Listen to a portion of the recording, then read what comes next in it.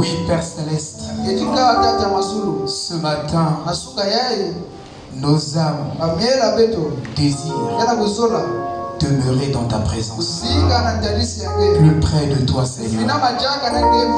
Oh Seigneur Dieu, toi qui as créé le monde et tout ce qui se trouve, les univers, les multivers, les plurivers, par ta divine puissance qui est ta parole. Ce matin, nous la désirons plus que toute autre chose. Seigneur, donne-nous tes paroles et cela nous suffira ce matin. Descends au moyen de la prédication, au moyen des chants, au moyen des prières. Change-nous, change-nous, transforme-nous. Laisse que tu nous donnes la forme que nous avions toujours eue avant la fondation du monde. Perfectionne nos âmes. Élève-nous au-dessus du monde au travers de ta parole. Que cette parole fasse quelque chose de bon, de meilleur dans nos vies ce matin. Nous nous livrons à toi. Circoncis nos oreilles qui vont entendre. Donne la capacité de saisir ce que l'Esprit dira à l'Église et écarte les hommes du chemin. Prends la parole, Seigneur. Chaque fois que l'homme parle, il détruit et il apporte la mort. Et chaque fois que tu as parlé, tu as construit et tu as apporté la vie. Et ce matin, laisse que le verbe, la parole, Elohim, qui était au commencement de toutes choses, puis faire entendre sa voix au milieu de ses chers enfants.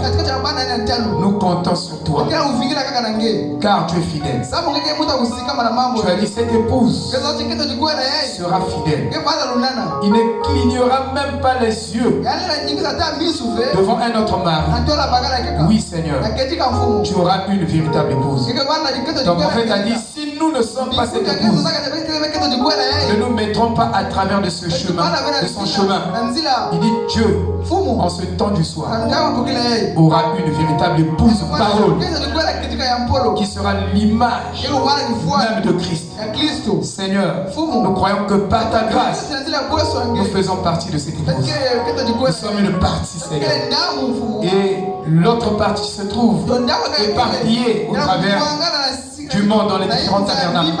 Mais nous croyons que ici sortira une partie de l'épouse qui portera ta parole, qui sera fidèle à toi à 100%, Seigneur.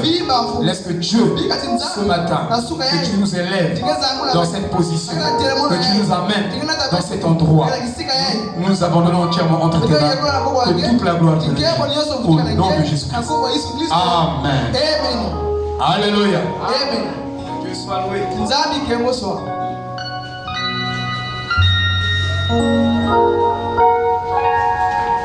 Ésaïe 34.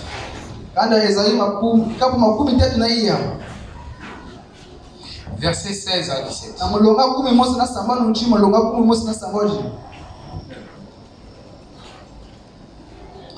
Consultez le livre de l'Éternel et lisez. Aucun d'eux ne fera défaut. Donc aucune promesse dans ce livre ne faillira. Ni l'un ni l'autre ne manqueront, car sa bouche l'a ordonné. C'est son esprit qui les rassemblera.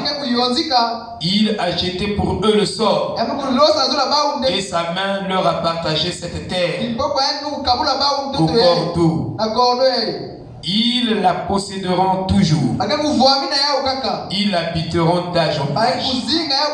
Que le Seigneur Jésus-Christ bénisse puissamment cette lecture dans chacune de nos âmes. Shalom, shalom.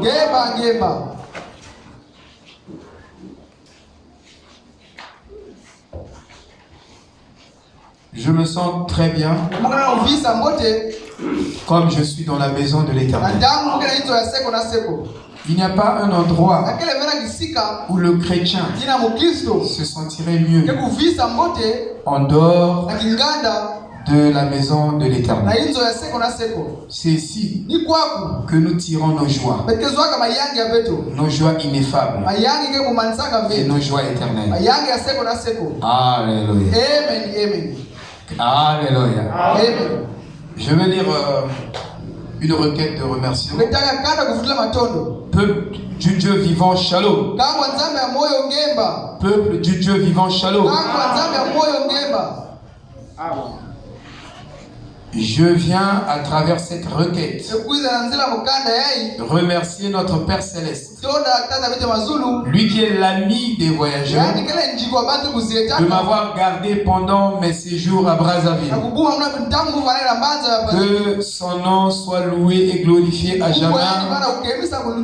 Frère Sita Albert, notre vieux doyen Albert.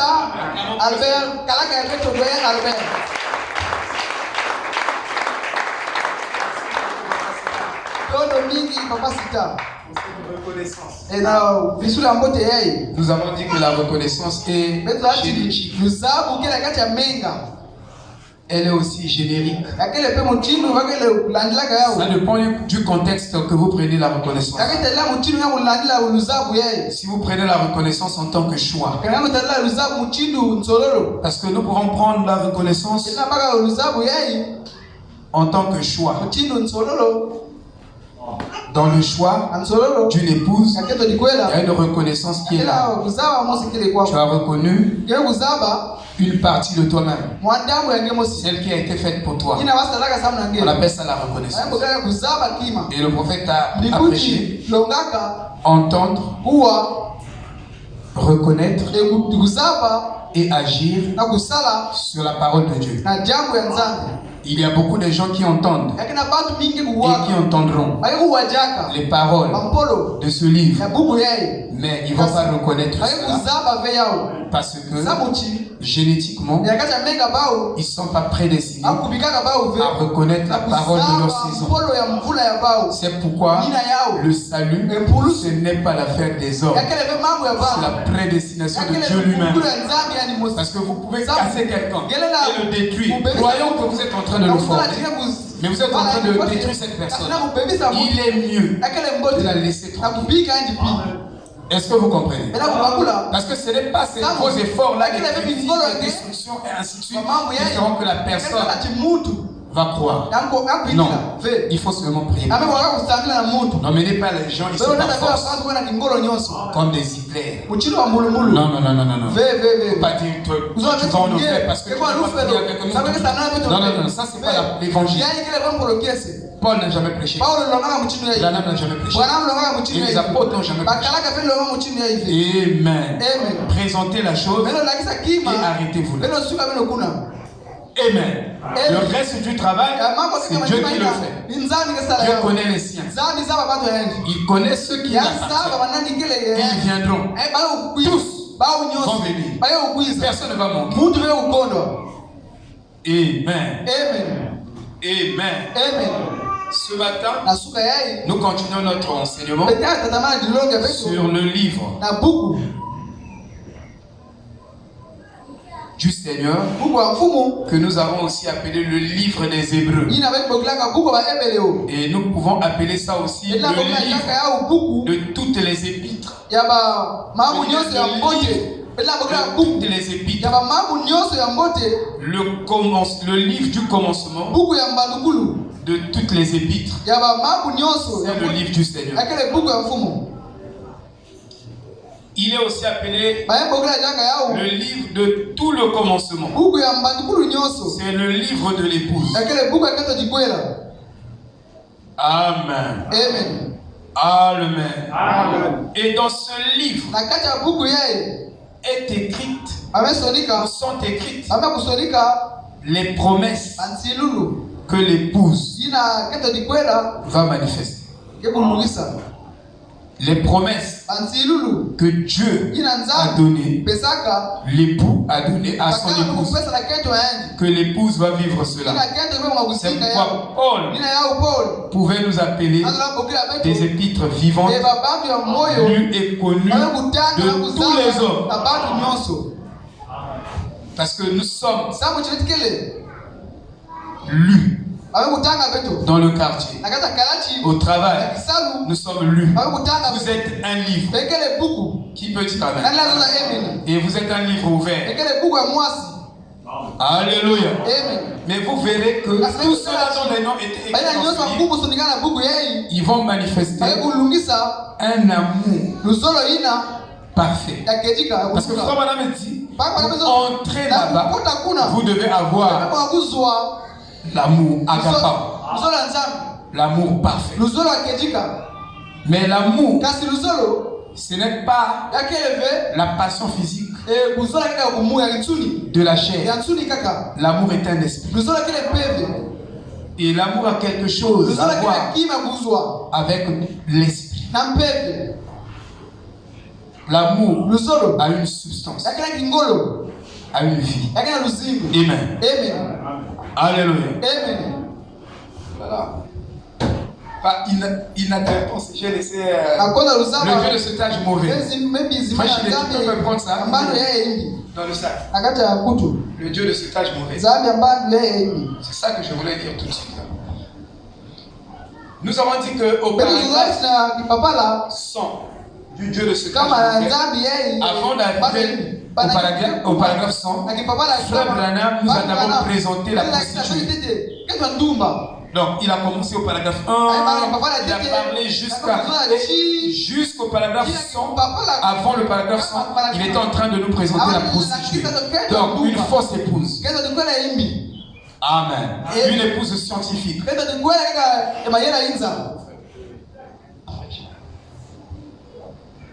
Et c'est là-bas que nous commençons. Le Dieu de ce âge, c'est ça.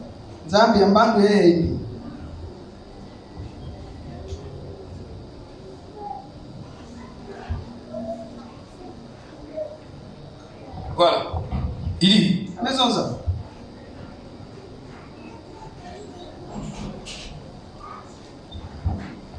On commence ici.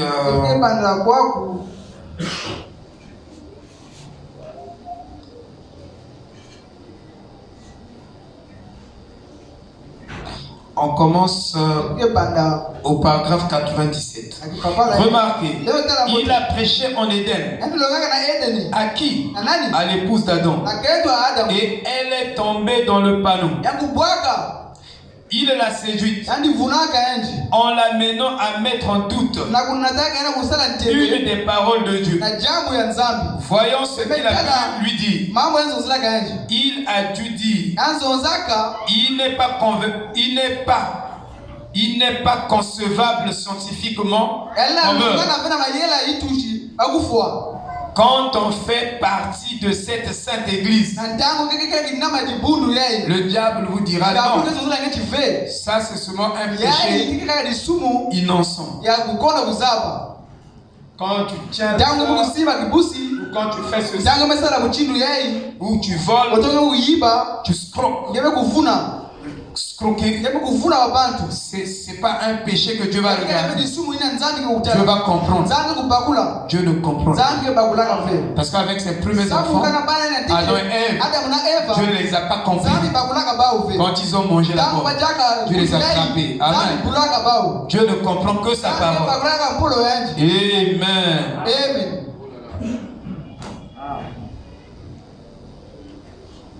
Alors, il dit, et remarquez, il a prêché à Ève ce genre d'évangile, là, scientifique, un évangile social, cultivé, progressiste.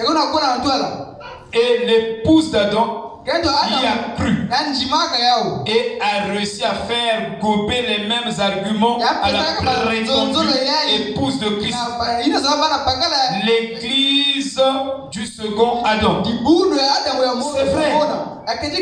C'est vrai. Il y a une fausse épouse. Mais il y a une vraie épouse.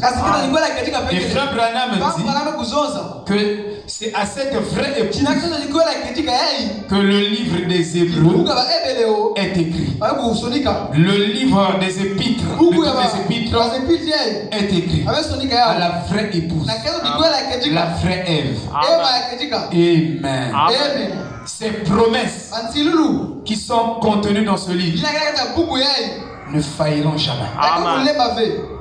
Et cette épouse aura aussi la foi pour ces promesses. Cette épouse manifestera une foi parfaite. Parce que si vous n'avez pas la foi parfaite, vous ne pouvez pas être enlevé. C'est la foi parfaite qui vous place dans la révélation de l'enlèvement. Tant que vous n'avez pas la foi parfaite, non, quand l'époux va descendre dans le nuée, quand la voix de la trompette va tonner, toi tu vas rester. Il faut la foi parfaite. Et la foi parfaite n'a aucun doute au sujet de la parole de Dieu. Elle croit tout. Amen. Est-ce que vous me comprenez? Oh là là, je suis un peu perplexe. Frère Chidéric, amène-moi d'abord toutes les brochures là. Excusez-moi, maman. Je suis un peu perplexe. Je ne retrouve pas. Je me laisse un peu être conduit. Hein? Je ne fixe pas les choses quand je ne fais pas, donc je fixe les choses. Si je le fais, je peux bloquer la chose. Je laisse. Alléluia. Parce que si on fait comme à l'école, au chapitre 1, chapitre 2, on va bloquer l'action. Et je le laisse. Alléluia. Conduite. Parfois des choses me viennent. Mon problème c'est de me consacrer. Amen. Voilà. Donc, cette épouse du Seigneur Jésus-Christ, c'est elle qui va hériter toutes ces promesses. C'est ce que nous allons citer. Maintenant, regardez très bien. Nous allons parler un peu de l'image de la prostituée. L'image d'une femme. Putain. Et la Bible dit, on reconnaît une femme, une pute, par son front. Par son front. Et la marque de la bête est appliquée dans le front d'une fausse église qui se dit église de Jésus. Parce que frère, il y a la religion et il y a le vrai christianisme. Et quand on dit vrai, à quel moment quelque chose est vrai? Quelque chose est vrai dans le sens où la chose là est vraie. C'est-à-dire, quelque chose qui est vrai, c'est quelque chose que vous ne pouvez pas changer. Vous pouvez le vérifier partout. D'époque en époque, d'âge en âge. Ce qui est vrai tiendra sur toute la vie. Mais ce qui n'est pas vrai, alléluia, va tomber dans le panneau. Et la vraie épouse. Donc quand vous utilisez le mot vrai, sachez que vrai signifie quelque chose qu'on ne peut pas changer, qui est indubitablement vrai, ce qui la lit dans ce sens-là. Amen. Dans la vraie épouse de Christ, celle qui est vraie, va croire toute la parole. Toute la parole. Elle ne va pas accepter les interprétations du diable. Parce que je vous dis, le diable est dans le livre. Lui aussi, il prêche l'évangile.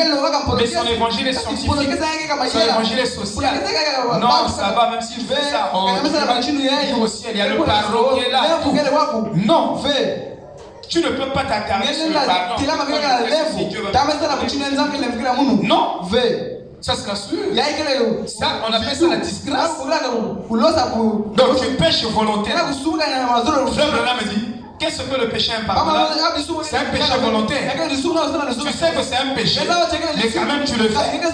Donc Dieu ne te pardonne pas parce que tu es déjà éclairé. Savez-vous, vous, moi, qui avons beaucoup reçu de Dieu dans cet âge, nous serons sévèrement jugés. Pourquoi le pasteur ou ceux-là qui apportent la parole seront sévèrement jugés? Parce que c'est eux qui apportent la parole aux autres. Donc ils sont censés connaître plus ou mieux que les autres. Alors Dieu, à cause du fait que c'est eux qui connaissent beaucoup plus, alors Dieu va les juger sévèrement. C'est comme dans l'âge de l'Odyssée. Cette épouse, cette fausse épouse de l'Odyssée, s'est attardée sur les richesses. Vous ne pouvez pas vous attarder sur les richesses et prétendre que vous êtes l'épouse de Christ. Non. Donc on vient ici. Mercredi, richesse. Vendredi, richesse. Dimanche, richesse. Tout un mois, on ne parle que de la richesse, de la richesse. Toute une année, on ne parle que de la richesse. Mais à quel moment ton âme va se convertir et tu vas produire une vie qui est digne de l'évangile? Amen. Amen. Ça, on appelle ça du pentecôtisme. Et Frère Branham me dit, le pentecôtisme a une fausse doctrine. Et si vous avez une fausse doctrine, alors forcément, la fausse doctrine va produire une fausse épouse. Mais la vraie doctrine de Christ produira la vraie épouse de Christ. C'est la vérité. Les causes produisent des effets. Les mêmes causes continuent à produire les mêmes effets. Si la cause est juste, alors les effets seront justes. Si vous pensez juste, vous parlez juste, vos actions seront justes. Tout part de la pensée. Donc, dans Jérémie 3, Dieu est en train de décrire une parole prophétique qui s'accomplit au temps de Jérémie est le prophète des nations. Tout comme Daniel est le prophète des nations. Alors si le prophète ne vient pas nous interpréter des choses ainsi, on ne comprendra pas que c'est la parole prophétique que Daniel est en train de nous prêcher. Quand il a vu la statue de Nebuchadnezzar, la tête, la poitrine, vous connaissez, les jambes, les pieds, alors il est en train de nous décrire 4 royaumes qui devaient défiler sur la terre. Donc Daniel, vous voyez, ce sont des royaumes des nations. Quelque part, le prophète est comparé à Daniel. Quelque part, le prophète est comparé à Samuel. Samuel, c'est lui qui est venu oindre le roi qui devait régner sur Israël. Samuel. Et de la même manière que Samuel a oint David comme roi, c'est de la même manière que l'ange Gabriel rentre dans l'église avec l'esprit de vérité, l'esprit de sagesse, l'esprit de révélation. Il doit oindre une épouse. Alléluia. Qui aura la foi de Marie. Je vais prêcher la foi de Marie. La foi de Marie et la foi de Ève c'était différent. Parce que la foi de Marie n'a pas douté d'Agnota. Et Marie est le type de l'épouse en ce temps de la fin. Et donc, le prophète Jérémie, c'est un prophète des nations. Et ce que Jérémie est en train de dire dans Jérémie 3 ne concerne même pas Israël. Ça concerne les nations. Alors si vous n'êtes pas enseigné par le prophète, vous n'allez pas séparer la parole. Vous allez appliquer, vous allez mal appliquer la parole.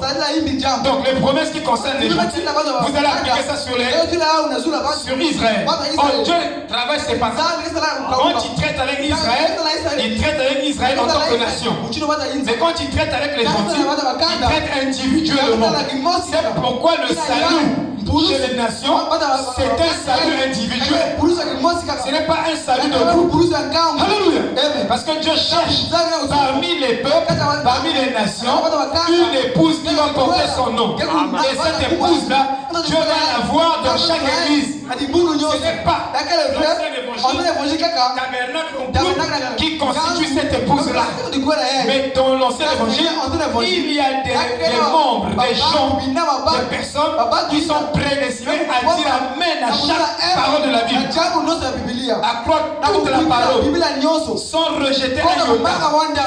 Et ces personnes-là, sélectionnées sélectivement avec d'autres dans les églises, vont constituer l'épouse. Donc Dieu, avec les nations, il ne traite pas en vous. Mais avec Israël, il traite avec Israël en vous. Tout Israël naîtra de nouveau en un jour, en une nuit. Dit la Bible, tous Israël. Donc il faut séparer les promesses. Mais si le prophète n'est pas venu, on ne veut pas les séparer, frère. On ne veut mettre l'ordre dans les Écritures. Donc, ce qui est dit dans Jérémie, quand vous lisez Jérémie 3, je commence par là. Parce qu'ici, il y a une dans Jérémie 3. Amen.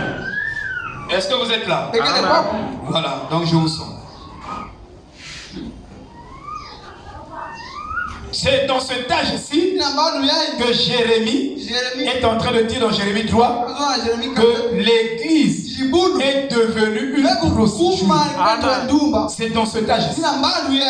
Mais pas avant. Pas avec Israël. Israël avait des fornications spirituelles. Il avait des adultères spirituels.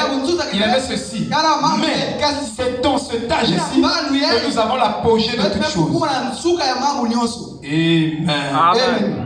C'est pourquoi je veux essayer de vous commenter Jérémie 3.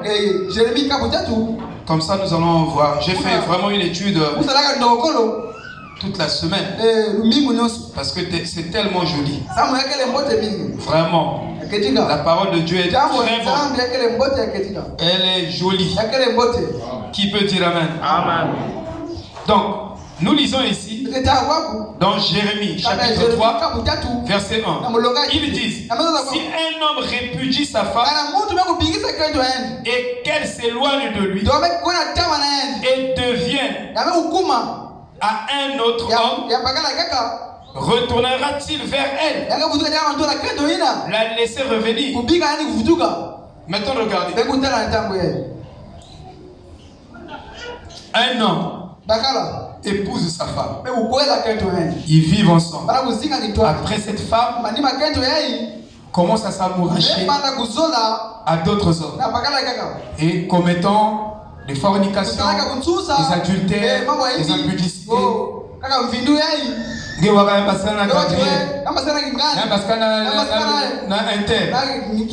a une seule femme mariée avec 10 copains. Est-ce que selon vous,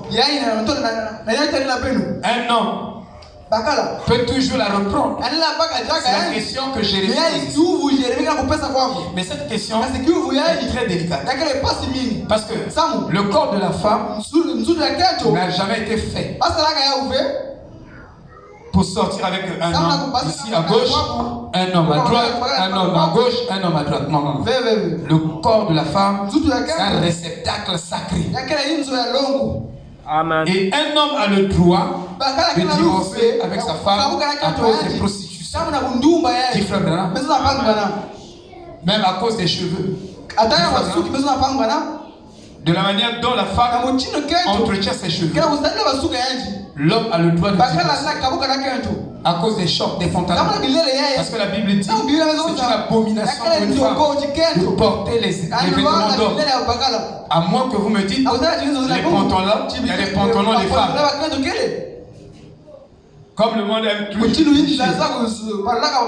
Mais s'il y a des pantalons des femmes, alors le pisser là. Le pisser doit être parce que normalement les hommes, leur pantalon le devant. Le pisser des hommes ne se trouve pas derrière. Donc si vous dites que nous aussi on veut avoir des pantalons, alors que toutes les femmes aient des pantalons et les pisser derrière. Est-ce que vous comprenez? Parce que ce sont les hommes unanimement, conventionnellement, qui ont des pantalons avec des pissés devant. Par rapport à leur morphologie. Est-ce que vous comprenez? C'est très important. Ce que nous disions. Donc, l'homme a le droit de répudier sa femme à cause de l'infidélité. La femme, ta femme sort avec ton petit frère. Ta femme sort avec ton père. Ta femme sort avec ton ami. Avec le frère interne. Non mais toi comme frère, tu as plus d'amour que Dieu. Tu vas dire oh non, je te pardonne. Au nom de Jésus-Christ, je te pardonne. C'est ça non frère? C'est bon. Parce que je sais que vous avez beaucoup d'amour. Amen. Israël, Dieu est en train de le reprocher par Ésaïe et par le prophète Jérémie. Non, je te pardonne ma soeur. Mais je connais un homme qui l'a fait. C'est le pasteur Doudou. On va expliquer son secrétaire. Son secrétaire. Comme moi le frère Chidéry. Son secrétaire sortait avec sa femme. Et quand lui il arrive, il constate que mais dans ma chambre là, il y a deux personnes. Et quand il rentre, il trouve comme ça son secrétaire avec sa femme sur le lit. Et il se retire. Il va s'asseoir d'abord dehors. Il vient parler au mur. Il dit mais s'il vous plaît, faites un peu vite que vous me libérez la chambre. J'étais avec un vieux protestant. Il n'est pas mort, ça fait pas longtemps. Un vieux protestant qui a vécu avec le pasteur. C'est lui qui est venu. Il m'expliquait ça. Le pasteur nous dit dépêchez-vous. Ça fait longtemps que vous êtes là. Libérez-moi la chambre. Et on libère. Quand il libère, il dit il ne faut plus le faire. Quand il dit, l'autre jour, il vient les retrouver encore. Mais il garde toujours la femme. Amen. Mais la femme, c'est le type de l'église. L'église n'est pas faite pour qu'elle soit touchée par des credos, des dogmes, de l'impudicité, de l'adultère. L'église est sacrée. Amen. C'est pourquoi Paul, dans les évangiles, nous parle de l'église comme une prostituée. Et Ésaïe nous parle de l'église comme une prostituée. Vous comprenez? Vous comprenez? Est-ce que vous me suivez? Ce que nous disons ici, c'est vraiment le Dieu de cet âge mauvais. Frère Branham nous dit que ici, il a décrit la prostituée. Il a donné l'image de la prostituée. Vous voyez? Parce que il faut peindre tout le tableau pour que vous ayez l'exactitude du puzzle. Sinon vous ne saurez pas il s'agit de quelle image. Quand vous avez le puzzle, si c'est un mouton blanc, alors quand vous agencez des petits morceaux, vous constituez. Alors si il y a un morceau qui s'est égaré, s'est perdu, ou deux, trois, je vous dis que vous ne retrouverez pas l'image exacte du puzzle. Ça peut vous donner une autre forme. Mais si l'image est parfaite, tous les morceaux sont rassemblés, agencés correctement, et la parole de Dieu, la Bible, est un puzzle. Et l'épouse de Christ est un puzzle.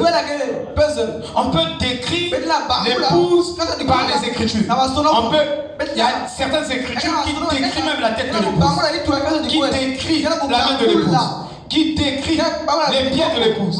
Alors, en faisant la description, si vous n'agencez pas, vous ne mettez pas bien, alors vous donnez une fausse image. Et c'est ce que nous les prédicateurs nous sommes en train de donner pour ce message aujourd'hui. Quand nous prêchons le message, nous ne présentons pas correctement le message dans le vrai esprit qu'il a été donné, dans la vraie révélation pure qu'elle a été prêchée. C'est pourquoi nous avons une fausse image du message. Et les gens de partout, le message avait des divisions. Le message avait des ceci. Mais ils ont oublié que la division était même dans le premier âge de l'Église. Il y avait des Valentins. Et les Valentins, au temps de Paul, commençaient à tordre le message de Paul. C'était des Valentins. C'est pourquoi Irénée, quand il vient, il commence à les censurer. Il dit c'est comme ça que Paul avait prêché. Il commence à ramener le pur évangile de Paul devant le peuple. Pour que le peuple reçoive le vrai Saint-Esprit. Si on prêche l'évangile dans toute sa pureté, les gens auront le vrai Saint-Esprit. Et quand ils seront le vrai Saint-Esprit, ils vont vivre la parole de façon naturelle. Parce que quand vous avez le Saint-Esprit, il vit sa propre parole. Mais quand vous ne l'avez pas, c'est l'esprit du pasteur qui est en vous. C'est l'esprit des hommes qui sont en vous.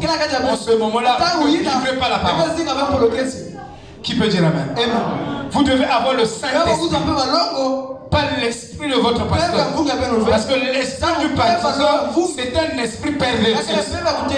Mais l'esprit de Christ, c'est le pur esprit de Dieu lui-même. L'essence même de Dieu lui-même. Lui, il vivra la parole. Il vous aidera. Voilà. Et qu'elle s'éloigne de lui et devienne à un autre homme. Une femme qui ne dort pas à la maison, qui découche 2 jours, 3 jours. Après, quand elle revient, à cause de sa beauté, au lieu de la répudier, tu la vois, chérie, viens seulement. Il y a le pardon ici. Il y a que Fonacida. Elle va ramasser le sida là-bas. Elle vient, elle te donne ça gratuitement. C'est une maladie sociale. La femme est censée se garder et se préserver. Qui peut dire Amen? Mais avec Dieu, c'est le contraire. C'est-à-dire, avec Dieu, tu peux te prostituer, mais quand tu reviens, Dieu ne va pas te repudier. Parce que si Dieu devait nous repudier, chacun ici serait réellement repudié. Parce que tous ici, nous avons péché. Et nous sommes privés de la gloire de Dieu. Vous voyez? Mais gloire soit rendue à Jésus-Christ par sa grâce. Amen. Maintenant, observez ce qu'il dit. Le fait que la femme va se prostituer, alors elle va se polluer. Ici, on appelle la pollution. Et quand vous prenez une pomme qui est polluée, vous la placez parmi une pomme qui sont saines, mais vous prenez une pomme pourrie, une seule pomme pourrie, vous mettez parmi 1000 pommes pourries. À bientôt, la corruption va gagner les 1000 pommes. C'est pourquoi le flux de la vie ne doit pas être pollué. C'est pourquoi les gens sont censés se garder dans la sainteté. Moi, quand je grandis, quand je vois une femme rire avec un homme, je ne pouvais plus l'épouser. C'était tellement légaliste. Je ne voulais pas avoir une femme qui rit avec un homme.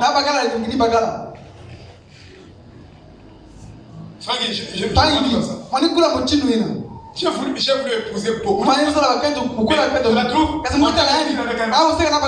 Une fois. 2 fois. 3 fois. Seulement rire.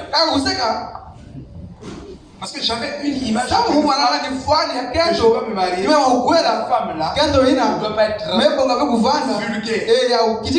La femme est sacrée. C'est pas ça, Papa J. Papa J, c'est notre doyen. Il a vu beaucoup de choses. Parfois, il me partage ça. La femme doit être sacrée. On ne vous dit pas. Parce que vous êtes sacré. Vous n'allez pas lire. Le pasteur a prêché.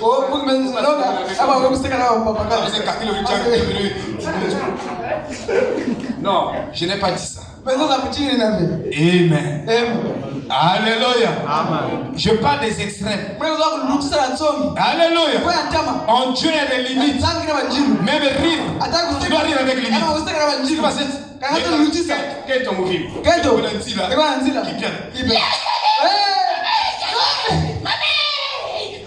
Quelqu'un pense même vraiment. Non, rien seulement. Rien seulement. Non, tu es vulgaire. Qui peut dire amen? Je ne vous dis pas de à bientôt contre moi aussi. C'est shalom. Je n'ai pas dit non. Excusez-moi. Comprenez-moi. Alléluia. Mais je vous demande de vous garder saint. Alléluia. Charlie. Voilà. Vous êtes des enfants de Dieu. Alors, une mauvaise pomme pourrie va gâcher tout le baril. Va gâcher tout le baril. Mais tu t'es prostitué avec beaucoup d'amour. Ça, c'est Jérémie. Avec beaucoup d'amour. Revenez encore à moi dire Dieu, même si tu te prostitues. Mais il dit revenez. Mais avec nous, ça passera. Qui peut dire amen? Je ne suis pas le pasteur Ndoundou. Si toi tu es pasteur Ndoundou, amen. Alléluia. Vous avez vous faire un bar ou papa? Alléluia.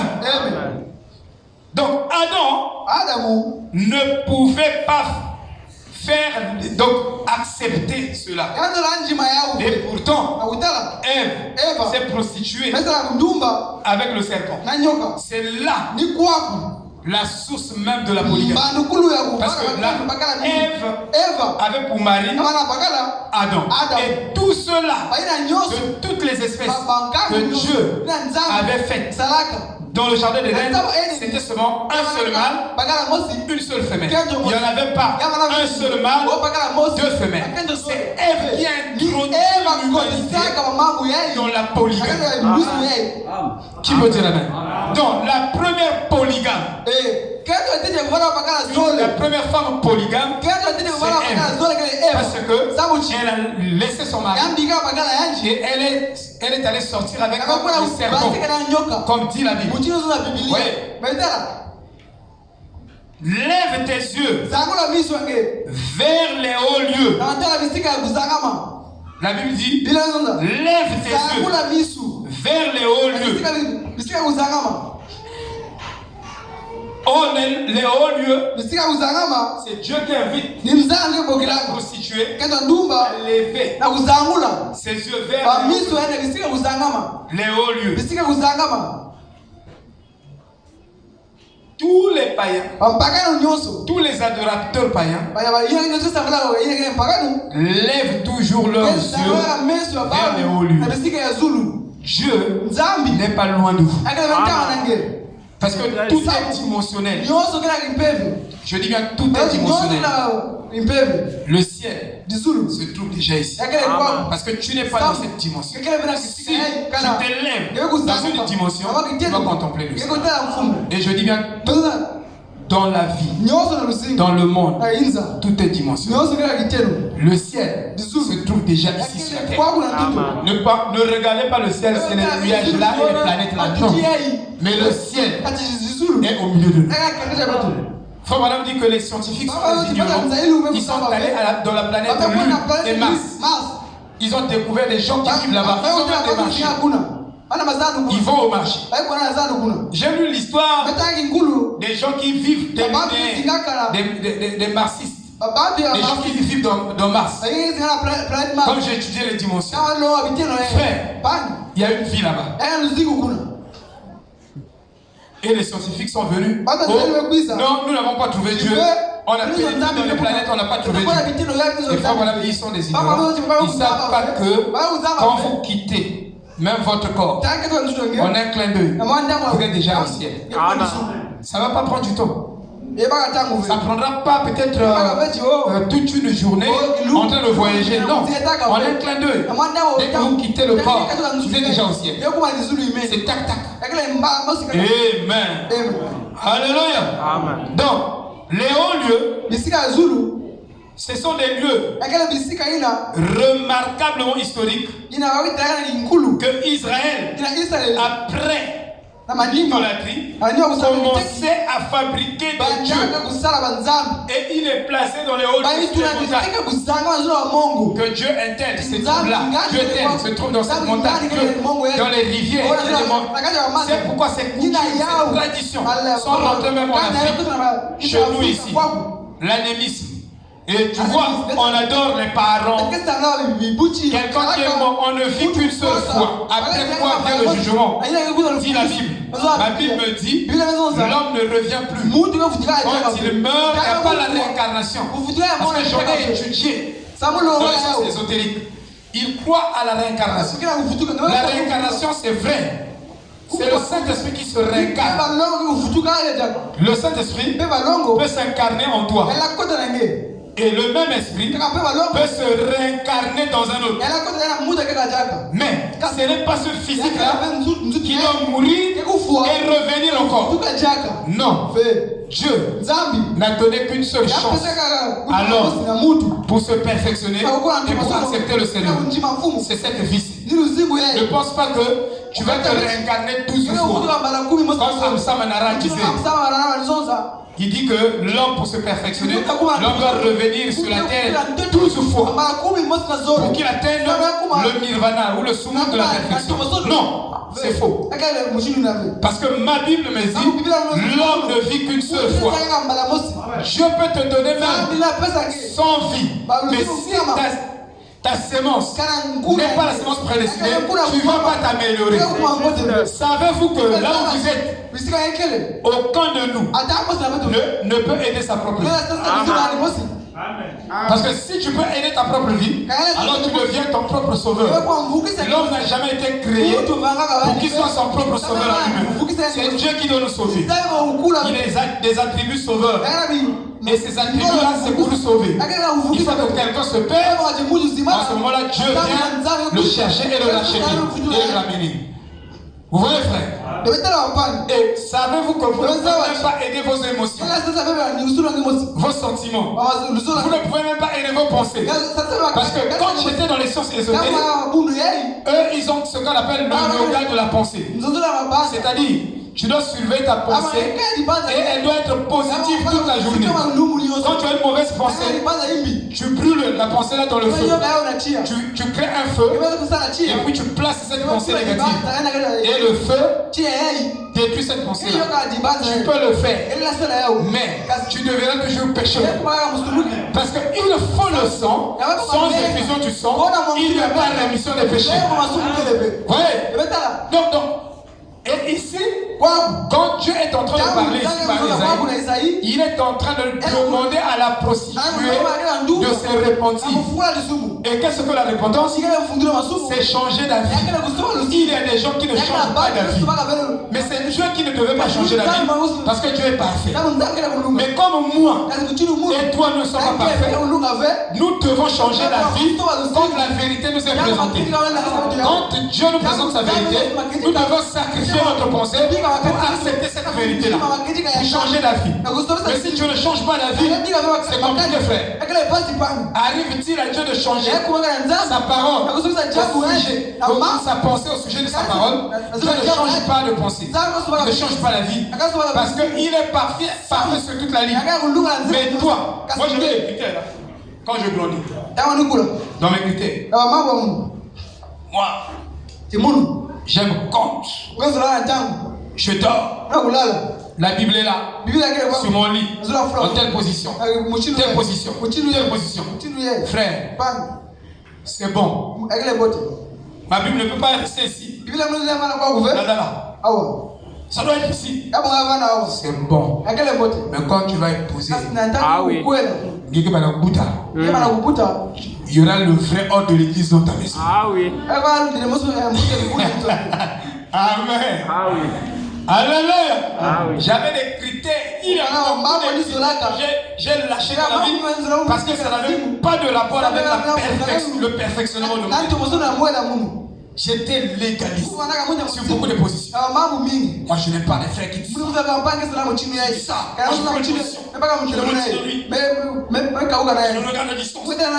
J'avais des critères comme ça. Mais Dieu va te faire passer par le pressoir. Il y a beaucoup de choses dans ta vie que tu tiens comme des défis, comme des critères, mais ça n'a rien à voir avec le perfectionnement. Tu es rigoureux avec les choses qui ne sont même pas bibliques.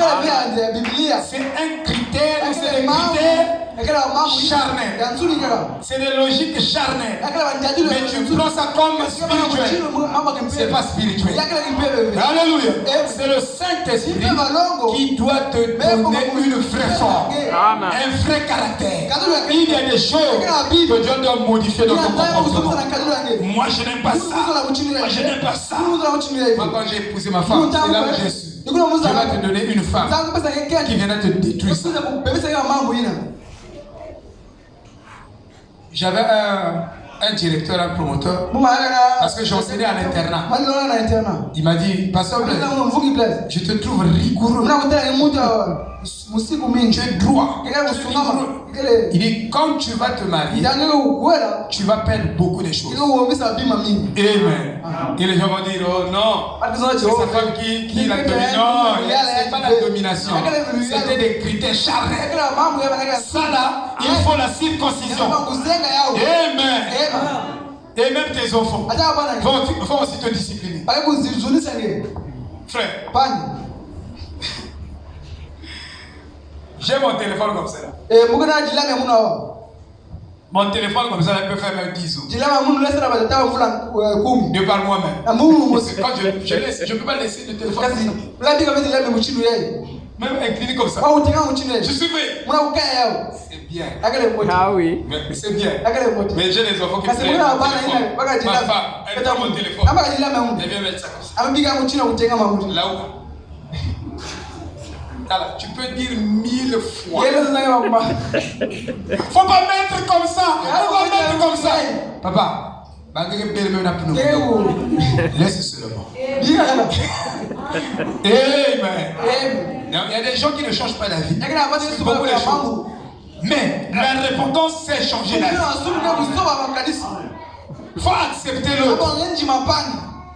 Il y a des maris, quand ils parlent avec leur femme, il est trop dur.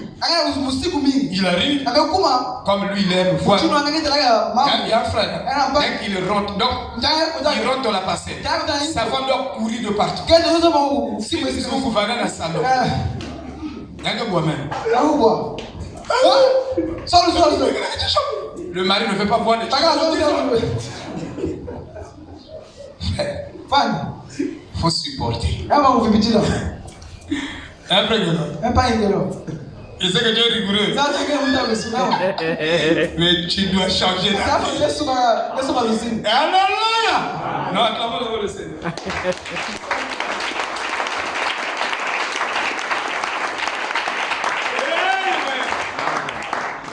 Amen, amen. Amen. Vous comprenez, frère? Parce que la vie éternelle, c'est vivre pour les autres. Mais toi, tu ne peux pas vivre pour les autres. Tu es égoïste. C'est pourquoi tu ne peux pas te donner. Tu as toujours raison. Il y a des gens qui ne changent pas.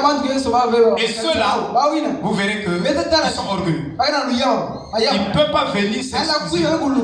S'il a fait quelque chose, un tort, vous pouvez le prouver. Et il ne vient jamais. Il ne demande jamais pardon à sa femme. Il y a des femmes aussi qui ne demandent jamais pardon à leur mari. Il ne change pas d'avis. C'est une prostituée. À l'image de la prostituée. La prostituée ne se voit pas nue. Elle croit qu'elle est riche, mais elle est misérable. Donc sa condition, quand je regarde la condition de l'église, c'est une église nue, misérable, qui n'a pas de parole. Parce que vous allez lire Esaïe, cette femme, elle est pute. Et c'est son front qui est pute. Le front de cette femme est pute. Au verset 4, je crois. On parle de la prostituée qui est pute. Alors, elle est pute pourquoi? Dans son front. Or, le front, c'est la pensée. La pensée se trouve dans le front. Ici. Ça signifie quoi? Dieu dit à Israël que vous devez avoir constamment la parole dans votre pensée. Vous savez pourquoi nous péchons? Pourquoi nous péchons à tout moment? Parce que nous n'avons pas touché l'élément de l'immortalité. Dans notre marche avec le Seigneur, nous devons arriver à l'endroit de l'immortalité. C'est-à-dire, notre foi doit être d'accord avec Dieu à 100%. Et du coup, l'immortalité est déclenchée. Or, le péché, la mort ne peut pas vaincre l'immortalité. Vous voyez? Nous ne sommes pas glorifiés. Donc le front de cette femme est vide. Elle pense à beaucoup de choses. Elle pense ceci, elle pense cela, elle pense ceci. Tu es un chrétien. Mais un chrétien qui n'est pas rempli du Saint-Esprit. C'est-à-dire ta pensée n'est pas remplie de la parole. La parole n'est pas en permanence dans ta pensée.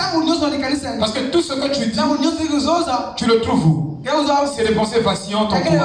Mais quand ta pensée est remplie chaque minute, chaque seconde de la parole, tu ne peux pas pécher. Amen. Amen. Amen. Oui. Ici donc, nous parlons, Jérémie est en train de parler de l'épouse. Il dit, levez les yeux vers les hauts et voyez où vous n'avez pas été liés. Voyez où vous n'avez pas été liés. Et que tu es là, ta vie a été liée quelque part. Par une pratique qui n'est pas la parole. Par un comportement qui n'est pas la parole. Et ce comportement, tu fais l'habitude. En soi, tu le répètes tous les jours. C'est le même comportement. Mais qui est contraire à la parole, tu es lié quelque part. Alors cela t'éloigne de Dieu. Cela fait que tu deviens, pour Dieu, il te considère comme une prostituée. Parce qu'une prostituée n'est pas fidèle à ses vœux.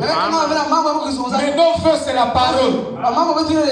Nous avons juré parler de la parole, vivre la parole, marcher avec la parole en tout temps. Que tu sois dans la joie. Que tu ne sois pas dans la joie, tu as juré que tu vas marcher avec la parole. Tu ne vas pas renoncer à la parole. Il dit, dans les voies que tu t'es assise comme l'arabe dans le désert et tu as souillé le pays par tes prostitutions et ta méchanceté.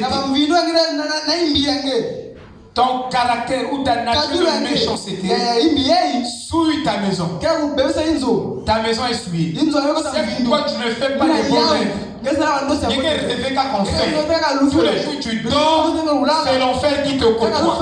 C'est l'état d'âme de ton âme. Ton âme, il dit, les yeux sont le miroir de l'âme. Tu regardes toujours le mal. Tu entends toujours le mal, tu parles toujours mal. Alors, mais comment voulez-vous que rêvent les anges? ta pensée est liée avec la terre. Je vous dis, il y a des gens qui ne rêvent que le mal. Frère, la conversion est une réalité. Quand tu es né de nouveau, tu es converti. Non, il y a une grande différence entre celui qui n'est pas converti et celui qui est converti. Même du point de vue des sons, du point de vue de la vie, vous sentez, il y a une différence. Moi, avant que je me convertisse, que je reçoive le Saint-Esprit, je rêve les femmes de nuit. Et tellement qu'il y a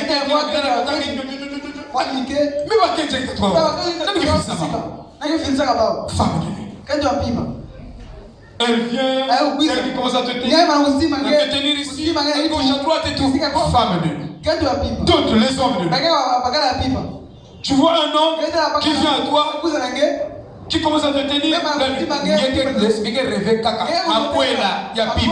Il y a jamais la pipe. Mais tu as une mari de lui. On célèbre le mariage. Oh, pasteur, il a célébré le mariage. Pasteur, tu as consacré au mariage la nuit. Moi, je vais te consacrer la journée. Qui peut dire amen? Nous ne sommes pas des noctambules. Pour consacrer le mariage la nuit. Amen. Alléluia. Si vous rêvez tout le temps, vous êtes en train de faire le mariage. Interrogez le Seigneur. Parce que pour vous, tout rêve vient de Dieu. Non, il y a des rêves qui ne viennent pas de Dieu. Vous ne pouvez pas le discernement. Il y a des rêves qui viennent du diable. Le diable te donne les rêves là pour te maintenir dans le célibat. Pour que tu attendes avec espérance. Non, je veux me marier. Non, c'est le diable qui t'envoie. Il y a des rêves spirituels et il y a des rêves charnels. Parfois la journée, tu vas penser au mariage. Allez, bagarre mon quiz. Il y a des balles moi koufi, moi gabarit façon frère. Tu décris le mariage. Tu l'as déjà créé dans ta pensée. Et quand tu dors, tu commences à voir un mari. Exactement comme tu l'as décrit la journée. Dieu a répondu à ma prière. Vraiment, pasteur, je commence à te non, le pasteur va prendre le rêve, il va mettre ça ici. Dans l'ourim et Tumim. Amen. On doit tout vérifier, frère. Oh, que Dieu nous aide beaucoup. Voyez-vous? Donc, cette nature de la méchanceté suit l'église. Vous voyez une église où les gens sont méchants. Quand vous arrivez, ils sont toujours nerveux. Pour un petit rien, ils ne parlent pas. Un frère ne peut pas dire. Non, un frère ne peut pas faire une erreur. On vous a dit que quand vous êtes dans le message, donc vous ne pouvez pas faire des erreurs. Mais vous pouvez dire quelque chose qui n'est pas correct. Pierre a dit des choses devant le Seigneur qui n'étaient pas correctes. Mais cela n'a pas affecté sa sémence. Jésus n'a pas dit, tu n'es plus la sémence de Dieu. Comment tu peux dire des choses comme ça? Amen. Amen. Arrêtons la religion des pharisiens. Un enfant de Dieu qui est le Saint-Esprit, la Bible dit, l'amour supporte.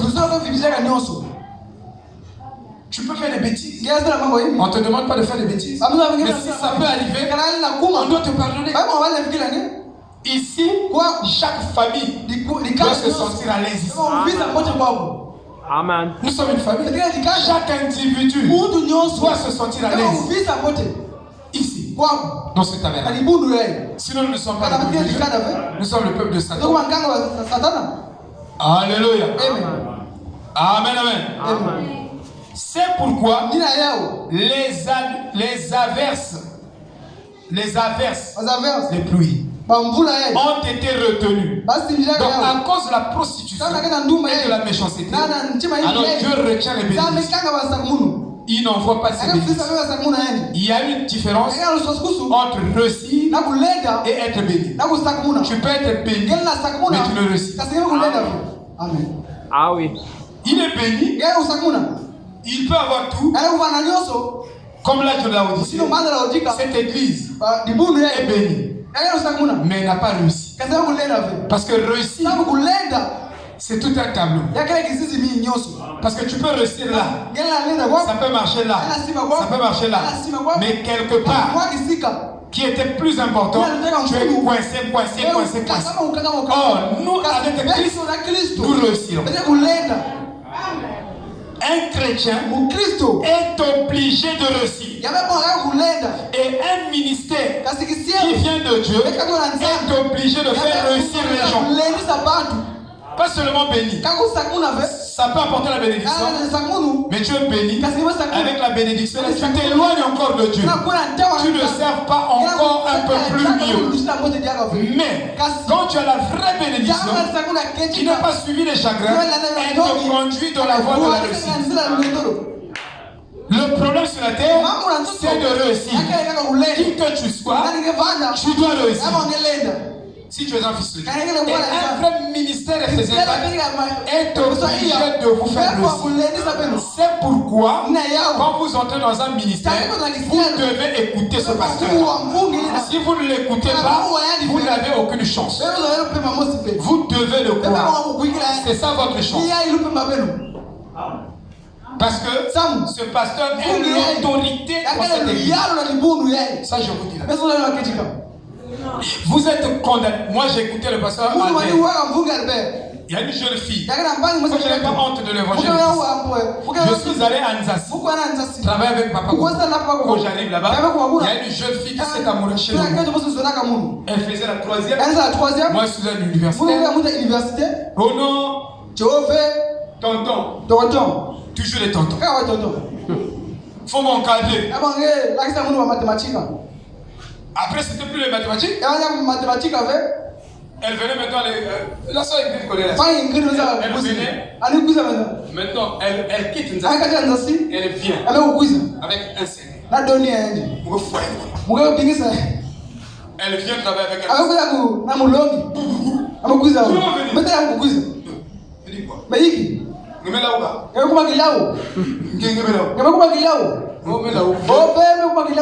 Tu peux pas venir. Le jour où tu reviendrais, j'étais méchant. Vous êtes gentil. C'est correct. Amen. J'ai dit le jour où tu reviens avec ton cinglé, je vais sortir.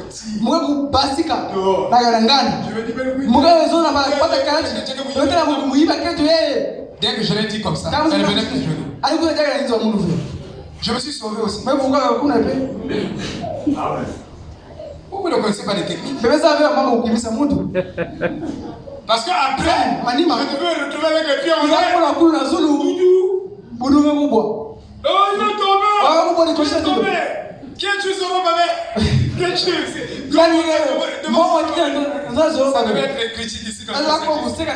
Non. J'ai dit le jour où tu viendras comme ça. Il faut beaucoup prier pour le faire rock. Il en sait. Mais les petits enfants là, les petites filles là, pourquoi on fout les elle vient, c'est plus l'école, et t'as calculé.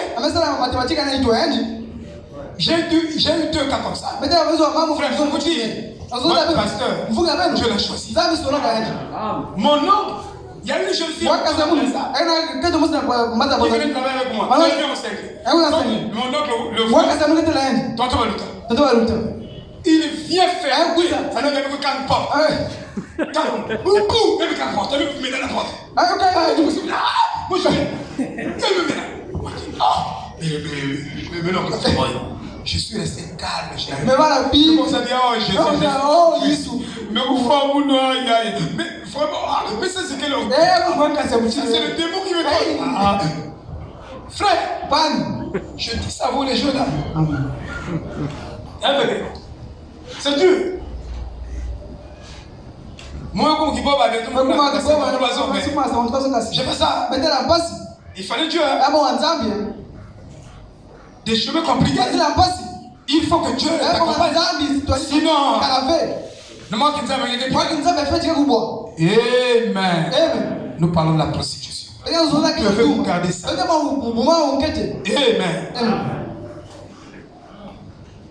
Il dit, Et il n'y a pas eu de pluie de l'arrière-saison. Quand vous écoutez les pluies de l'arrière-saison, ça parle de notre vie.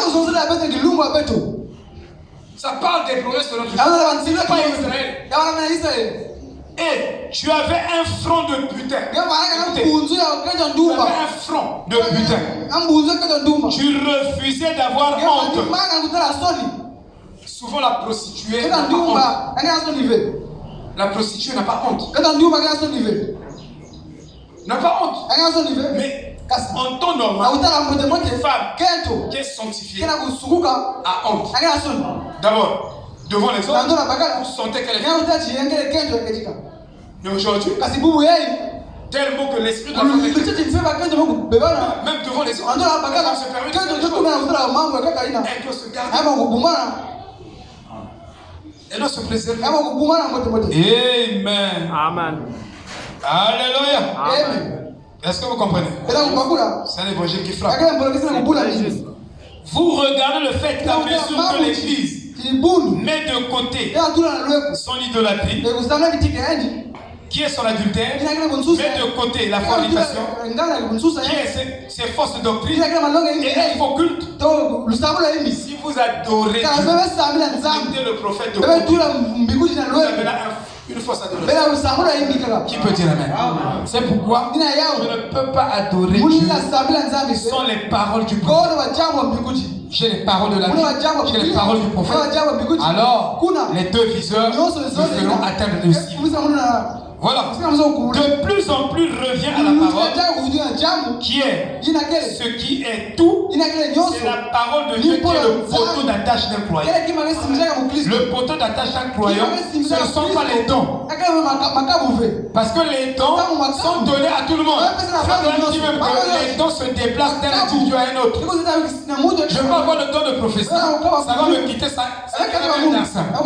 Après, ça ira vers Mbama. Ça ira vers Chibé. Vers chacun de vous. Les dons se déplacent. Mais le ministère de la parole ne peut pas se déplacer de moi et aller chez toi. Non. Donc, le critère pour un chrétien ici, le poteau d'attache de votre foi, c'est la parole. Amen. Amen. En réalité, l'Église n'a pas ce droit de mettre trop l'accent sur les dons. Si la majorité de l'Église n'a pas la crainte de Dieu,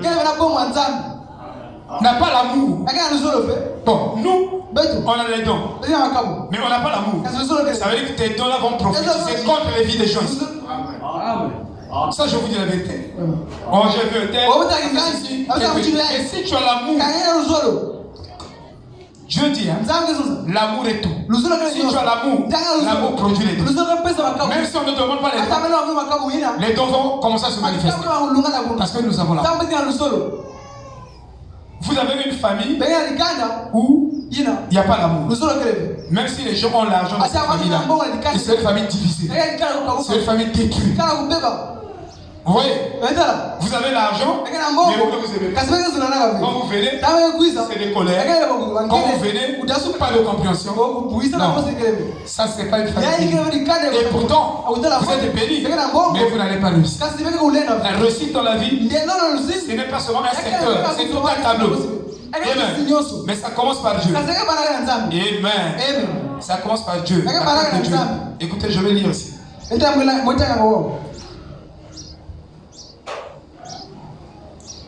Si vous vous tenez dans la parole, alors cette parole va vous tuer.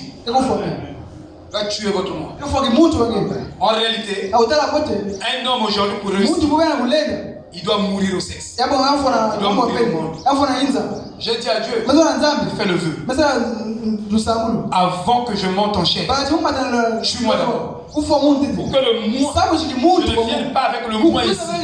Dieu la chair. Parce que si je viens ici, je vais commencer à me rappeler les choses et à les dire.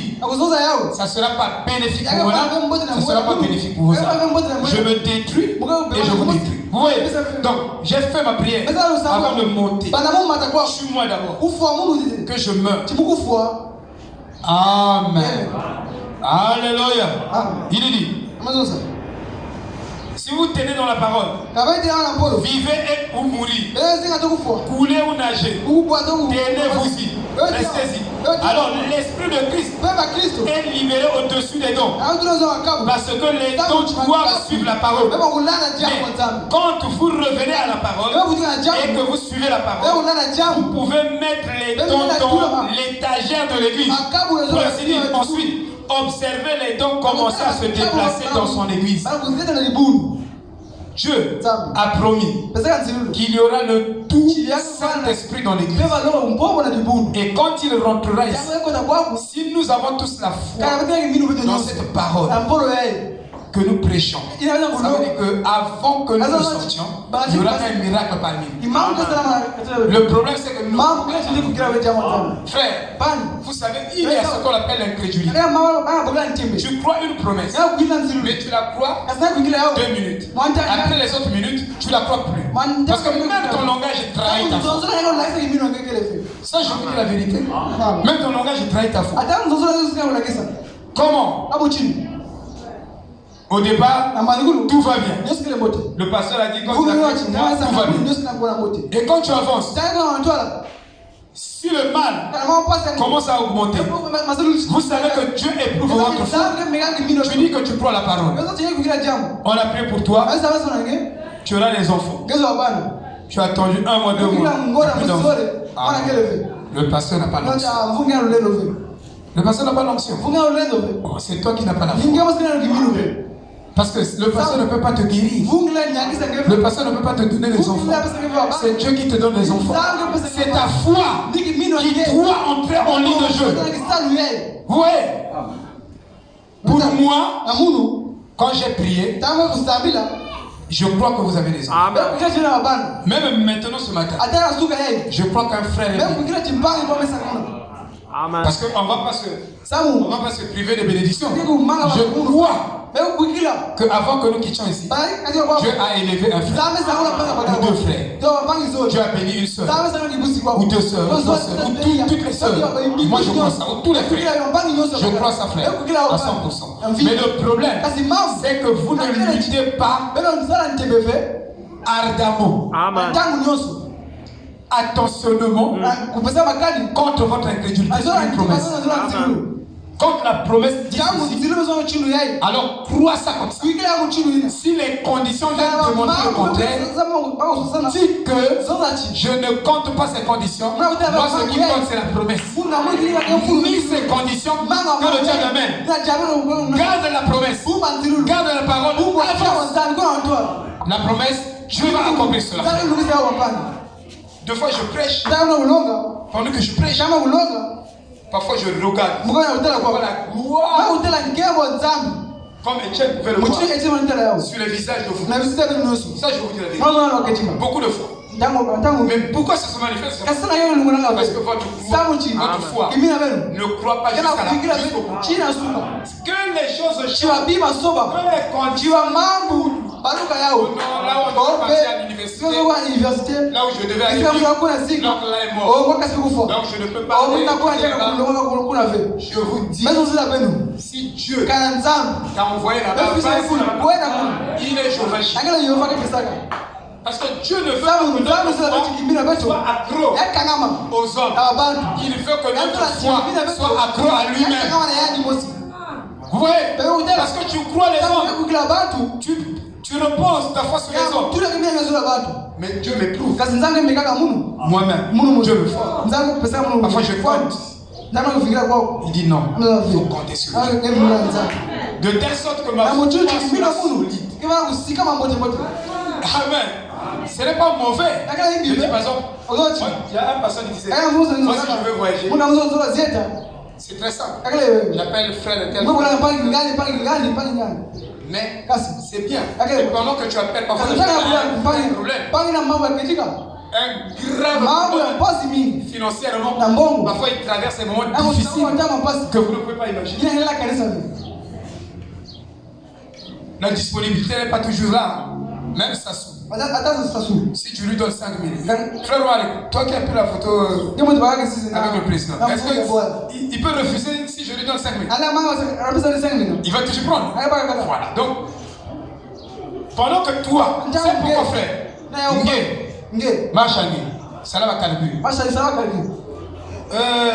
Bon, à la fin du mois, le frère qui va me donner 20 000. Je vais buter parce que c'est pendant que tu dis ça, alors le diable va attaquer le frère. Dieu m'a dit ça. Il va attaquer le frère Guy de telle sorte que le jour où il touche l'argent, on me chauffe comme Bakia. Oh non, parce que moi, voyagé, je viens comme fils un mois après.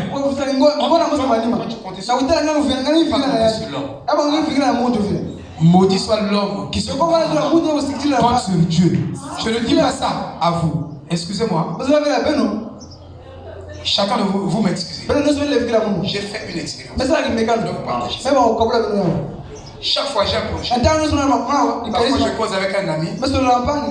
Je dis, moi j'ai tel projet. Frère, je vous dis, dès que j'arrive, c'est un bon frère, c'est un frère du message. Mais dès que j'arrive, si j'avais rendez-vous avec quelqu'un,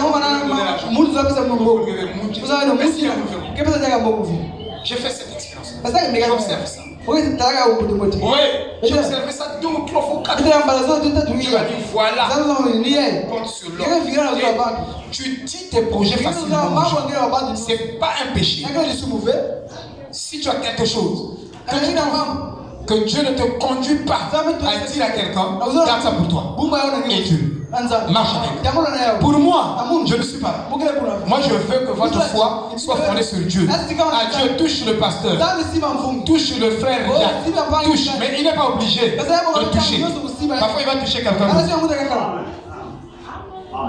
Tu comprends? C'est très important parce que pendant que tu comptes sur le monsieur là, le diable va l'attaquer. J'étais avec mon grand frère JP. On était en train de parler, dit, pasteur, ça là, il faut garder ça. Il ne faut pas dire ça. C'est le projet. Il dit garde ça pour toi. Est-ce que vous comprenez, frère? Je connais un frère qui était avec nous à 7-7. Il marchait avec un ancien dans le message. C'est un frère du message. Je termine par le frère là, il partait à Kabila. Et chaque fois qu'il avait un gros marché, il voulait décrocher, parce que c'est un homme d'affaires. Il expliquait à son doyen, il marchait avec lui. Le doyen, vraiment, prions le Seigneur. Tu dis prions le Seigneur, mais tu demandes à quelqu'un de prier le Seigneur, tu ne connais pas son état d'âme. Prions le Seigneur, prions le Seigneur. Votre spiritualité, c'est la religion. Amen. Le christianisme, c'est autre chose. Prions le Seigneur. Oh, c'est le monsieur qui était en train d'envoûter les gros marchés de ce fait. Mais si c'est des petits marchés, marché de 100 000, ça marche. Marché de 200 000, ça marche. Mais quand c'est marché de 3 millions, ça marche. Oh, c'est le monsieur. Heureusement, leur pasteur, qui était mort, qui était déjà mort, Dieu est venu dire au pasteur, dis à tel frère, quand il a un projet, il ne lui dise pas son projet à son frère. Le frère en question, il n'est pas marié, il peut rester avec une femme. Beaucoup de choses. Il est méchant, mais dans le message, un état d'âme bizarre. Le pasteur Dieu lui a révélé. Alors il a dit, frère, cette fois-ci, ce que tu m'as dit là, il ne faut pas dire là. Mais ne le dis pas. Ils ont prié avec le pasteur. Je vous dis, dès que le jour J est, on l'appelait. Ma frère vient, le marché est là. Il a décroché le marché. Il y a beaucoup de choses que nous ignorons dans la spiritualité. Vous vous dites tout. Tu ne connais pas l'état d'âme. Parfois vous dites à celui-là, lui, Il a des demandes de blocage. Ah oui, hein. Ma famille est bloquée. Tout ce qu'il fait dans le récit, il veut connaître ce qu'il fait. Est-ce qu'un homme lié peut te délier?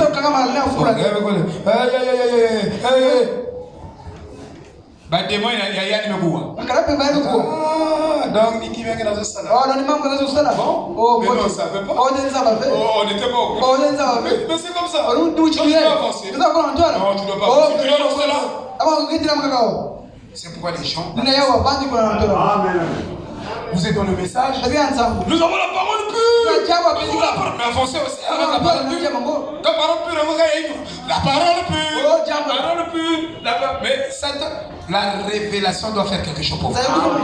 Si vous avez la vraie révélation, ça doit vous faire progresser. Et je vous dis, un vrai Éphésiens 4 doit vous emmener dans les 4 domaines. Sinon, il n'est pas un vrai Éphésiens. Jérémie. Dieu a promis. Je cite seulement. Dieu a promis. Il dit. Je crois que c'est le verset 12 ou 15, si je me trompe. Dieu a promis donner à l'église des vrais bergers. Donc, l'histoire même des Éphésiens 4, ce n'est pas Frère Branham qui vient enlever ça, ou Frère Joseph, mais ça quitte depuis les Jérémies, depuis l'Ancien Testament. Dieu avait promis donner à ses enfants des vrais bergers selon son cœur. Un vrai pasteur. C'est vrai, vraiment votre papa. Il est obligé d'aimer votre bonheur plus que votre propre bonheur.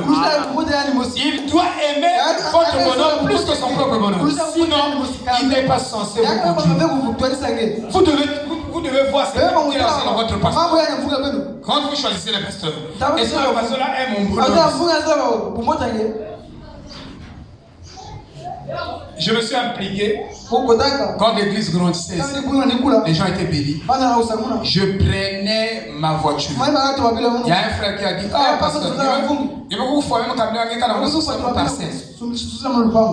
je me suis impliqué. Parce que je suis son père dans la foi. Et Jésus dit: quand vous nourrissez l'esprit, nourrissez aussi la chair. Pourquoi Jésus était là? Il a fini de prêcher. C'est un péché pour un pasteur. Quand vous venez chez moi, Dieu, bénis maman Charlie, donne-lui l'argent. Bénis la sœur Belle. Bénis la sœur Sephora. Et à la fin, toi tu as l'argent. Pasteur, je commence à partir. Pasteur, il y a un billet. Ah, vraiment, la soeur, vraiment, je suis pas béni. L'église ne me bénit pas beaucoup. Donc, vraiment, je n'ai même pas l'argent pour te transporter. Tu pêches. Qui peut dire amen? Qui peut dire amen? Voilà. Jacques a dit: où est ta foi? Montre-moi ta foi sans œuvre. Non, le pasteur doit s'occuper des fidèles dans l'esprit et dans la chair. Amen. Et le pasteur est censé, l'église, quand je dis le pasteur, dans l'église, est obligé de prendre soin des pauvres dans l'église. Sinon, vous n'êtes pas l'église. Ça, je vous dis la vérité. Si vous parlez de l'église et que vous savez que tel frère, telle soeur a des conditions bizarres, difficiles, vous mangez pour vous bien, vous bloquerez l'action du Saint-Esprit. On viendra ici. Oh Dieu, nous allons l'enlèvement, parce que Dieu ne peut pas aimer une église où les gens ont un petit quelque chose et quand vous arrivez, vous privez même celui qui est pauvre, même du minimum. Ça, c'est pas l'église de Jésus-Christ. Ça, c'est pas l'église de Jésus. Frère Branham dit: l'amour se place à la place de l'autre. Amen. Donc un pasteur est obligé de regarder d'abord vos intérêts. Si vos intérêts sont menacés, le pasteur est obligé de se sacrifier. Si il ne voit que ses intérêts ses intérêts. Il doit être grand, il doit avoir beaucoup. On disait que, mais le pasteur la prêche, ma brebis a pauvre. Mais il y a un mot si riche. Vous changez ma camion. Vous changez ma camion. Ma brebis, ma pauvre. Je donnerai en ce jour-là à mon peuple des vrais pasteurs. Attendez, je vais trouver seulement la référence. Je vais trouver cette référence-là. L'Éternel a promis ça. C'est une promesse. L'Éternel a promis. Mais ce n'était pas à Israël. Parce qu'on n'a jamais vu des bergers là-bas. Des vrais bergers là-bas. En Israël. Non. Il y a eu des bergers, mais pas en quantité. Et c'est Paul qui est venu, qui a mis l'église en ordre, qui a établi les Éphésiens 4. Branham ne peut pas venir casser ça. Hein? Branham ne peut pas venir pour modifier la Bible. Sinon, même dans la Bible, est normalement. Mais si c'est la même Bible que Branham a prêché, respectez ce qui est là. Alléluia. Branham il n'est jamais venu. Oh, je deviens Dieu. Il s'auto-proclamait Dieu. Donc ce que je vous dis là, ça annule tout ce que Paul a dit. Même Jésus disait, Jésus le Seigneur de gloire, il dit, aussi vrai que les cieux et la terre ne passeront pas, aucun iota de la loi ne sera ôté. Mais les gens commencent à ôter les Éphésiens 4, ôter ceci. Vous ne croyez pas la Bible? Amen. Alléluia. Amen. Est-ce que vous comprenez mes frères? Est-ce que vous comprenez mes frères? Oui.